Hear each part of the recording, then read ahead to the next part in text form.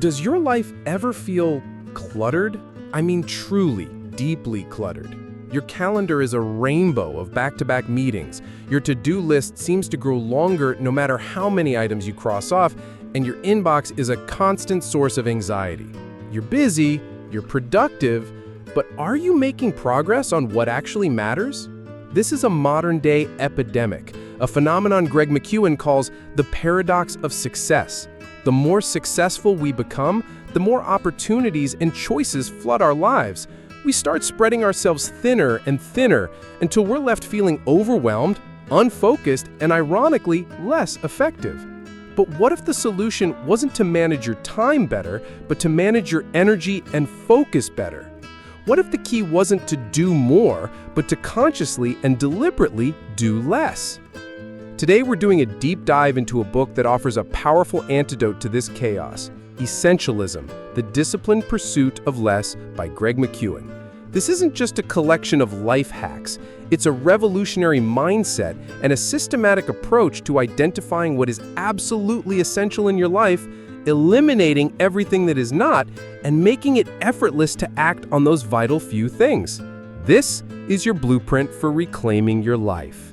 Part 1. The core mindset, a radical shift in thinking.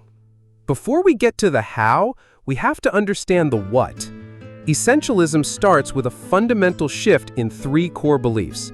First, we move from I have to I choose to. So many of us feel like we're just passengers in our own lives, pushed around by the demands of others. McKeown shares his own story of being in law school, feeling he had to be there to keep his options open, only to realize that staying in a situation he didn't want was, in itself, a bad choice. This feeling of powerlessness is what psychologists call learned helplessness. In a famous experiment, dogs who learned they couldn't escape a shock eventually stopped trying even when an escape route was provided. We do the same thing when we believe our efforts are futile. An essentialist reclaims their power. They know that every moment they have the power of choice. Second, we stop believing it's all important and accept the truth that only a few things really matter. This is backed by concepts like the Pareto principle or the 80-20 rule, which states that roughly 80% of your results come from just 20% of your efforts. Even more extreme is the power law, which shows that a very small number of inputs can generate massive outputs. Think about it. Warren Buffett generated 90% of his immense wealth from just 10 key investments. Southwest Airlines became wildly successful by focusing on one thing, getting passengers from point A to point B, cheaply and efficiently. They cut out everything else. No first class, no meals, no assigned seating. A non-essentialist sees 100 tasks and thinks they're all equally important. An essentialist knows how to find the vital few among the trivial many. And third, we abandon the fantasy of I can do both for the powerful reality that I can do anything but not everything. Life is all about trade-offs. Pretending they don't exist is a strategy for mediocrity. When Continental Airlines tried to copy Southwest by launching Continental Light, a budget airline within their full-service model, they failed spectacularly because they were straddling 2 different strategies. They couldn't do both well. Contrast that with Johnson & Johnson during the 1982 Tylenol crisis. Faced with a choice between protecting profits or protecting customers, they chose the customer. They recalled every single bottle, a $100 million decision because their company credo made the trade-off clear. The customer's safety was the essential thing. Part 2. The process. Step 1. Explore. The search for the vital few. Okay, so how do you find these vital few things? The first step is to explore. Escape. You must create space to think. In our hyper-connected world, this is a radical act. LinkedIn CEO Jeff Weiner schedules 2 hours of blank space on his calendar every single day just to think. Bill Gates famously takes a think week twice a year, completely disconnected, just to read and ponder.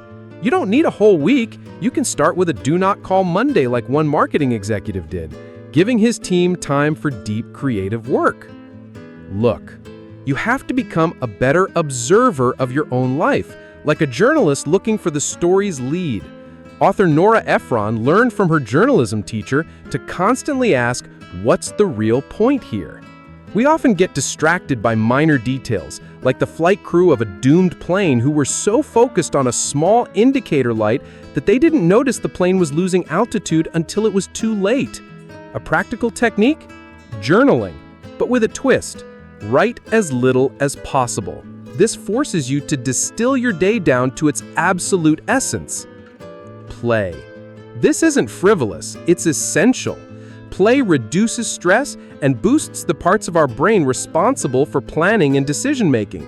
Companies like Twitter, Pixar, and Google intentionally build a playful atmosphere into their workplaces, from improv classes to fun office decor, because they know it sparks innovation. Embrace the wisdom of your inner child. Sleep. This is non-negotiable. McKeown calls sleep the single most important asset you need to protect. He tells the story of an executive named Jeff who ran himself into the ground with overwork, ending up so physically depleted it took him 2.5 years to recover. The lesson? You are your greatest asset. Protect it. Scientific research is clear.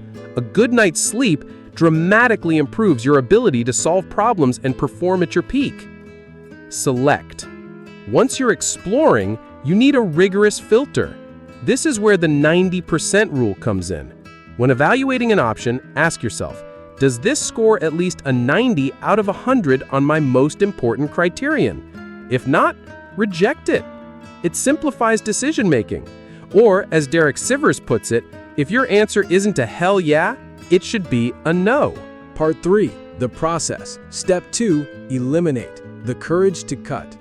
Once you've identified the essential, it's time to cut out everything else. Clarify. Create an essential intent, a single goal that is both inspirational and concrete. A vague mission leads to confusion. A clear one eliminates 1,000 later decisions. Think of Martha Lane Fox, the UK's digital champion, whose goal was simple and measurable: get everyone in the UK online by the end of 2012. Or Nelson Mandela, whose singular focus was ending apartheid. Dare. You must learn the power of a graceful no. It's a muscle that needs to be developed. Think of the quiet courage of Rosa Parks, whose no came from a place of deep conviction. Or Stephen Covey, who politely declined a business dinner to keep a special date night with his daughter. You can separate the decision from the relationship, or ask your boss, I'd be happy to take on this new project. Which of my current projects should I deprioritize to make room for it? Uncommit. We all have a deep-seated fear of sunk costs. We keep investing in a losing proposition simply because we've already invested in it. The Concorde supersonic jet is a classic example. The British and French governments poured money into it for decades, long after it was clear it was a commercial failure. An essentialist has the courage to admit a mistake and cut their losses. You have to fight the endowment effect, overvaluing what you own, and the fear of missing out, FOMO. Edit. Think of your life and work like a film editor. Steven Spielberg's longtime editor, Michael Kahn, is a master of this invisible art, rigorously cutting anything that doesn't serve the core story. Jack Dorsey, CEO of Twitter and Square, sees his primary role as being the chief editor of his companies, ensuring they stay focused and simple. Edit your commitments, condense, correct, limit. Boundaries are not constraints. They are a source of freedom. They protect your essential work from being hijacked. McKeown tells of Jin Young, an employee who politely but firmly told her boss she couldn't handle a last-minute request because she had plans, which made the boss realize the team was overstretched. The great professor Clayton Christensen made a simple rule for himself. He would never work on weekends. That time was for his family and his faith. Boundaries protect what's most important. Part 4. The process. Step 3. Execute, making the essential effortless. The final step is to build a system that makes doing the right things almost automatic. Buffer. Always build in a buffer. The real world is unpredictable. A buffer is the space between your plan and reality. The Bible tells the story of Joseph, who advised the Pharaoh to store 20% of the harvest during 7 years of plenty. That buffer saved Egypt from 7 years of famine. On a practical level, this means adding 50% more time to any estimate you make. It's what explorer Roald Amundsen did on his successful trip to the South Pole, preparing for every contingency, while his rival Robert Scott Falcon hoped for the best and perished. Subtract. To add more to your output, subtract the obstacles. The book The Goal tells a famous story of a hiking troop where the slowest hiker, a boy named Herbie, is the bottleneck for the whole group. By removing Herbie's burdens and putting him at the front, the entire troop moves faster. Find the Herbie in your projects, the biggest constraint, and remove it. That single action will produce the greatest progress. Progress. Focus on small wins. The human brain is wired to be motivated by progress. A police department in Canada started issuing positive tickets to youth for doing good deeds. This small act of celebrating positive progress dropped the reoffense rate from 60% to just 8%. Start with a minimal viable product or minimal viable progress. Get something done, celebrate it, and build momentum. Flow. This is the genius of routine. A well-designed routine makes the essential the default. It automates complex behaviors so your conscious mind is free for more creative tasks. This is Michael Pelpser's secret weapon. His pre-race routine was so ingrained that the actual race felt like a natural extension of it.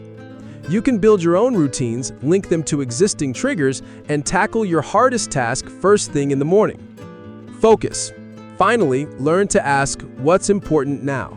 That was the mantra of a legendary high school rugby coach, Larry Gelwicks.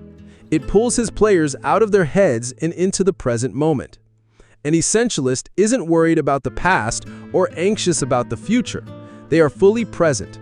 They avoid the trap of multitasking, which is really just multi-switching, and give their full attention to the one thing that matters right now. Living the essentialist life. In the end, essentialism is not a thing you do, it's a way of being. It's a disciplined, ongoing pursuit. Think of your life as a closet. If you never clean it out, it becomes crammed with things you rarely use. To be an essentialist is to regularly go through that closet, pull everything out, and ask of each item, do I absolutely love this? Is this essential?